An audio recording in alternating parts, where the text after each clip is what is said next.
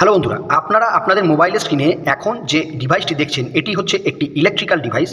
এটি হচ্ছে সাধারণত ইলেকট্রিক্যাল সেন্সার। এই সেন্সারটি হচ্ছে NPN type inductive proximity sensor. এই প্রক্সিমিটি সেন্সার কি করে?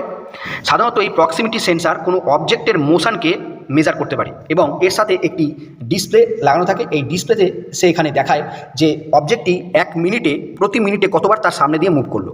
দেখুন, এখানে একটি জেনারেটর এবং একটি মোটর সেট আমরা নিয়েছি এবং তাদের মধ্যে একটি কাপলার লাগানো রয়েছে, মেকানিক্যাল কাপলার।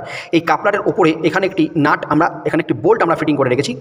এই বোল্টটি যতবার এই হলুদ রঙের সেন্সিং বডির সামনে দিয়ে যাবে, এখানে একটি ইন্ডিকেটিং ল্যাম্প আছে, সেই ইন্ডিকেটিং ল্যাম্পটি কিন্তু এখানে গ্লো করবে। দেখুন, যেই একবার গেল সঙ্গে সঙ্গে ইন্ডিকেটিং ল্যাম্পটা কিন্তু গ্লো করছে। এই চলে গেল এবং একটি সাউন্ড হলো।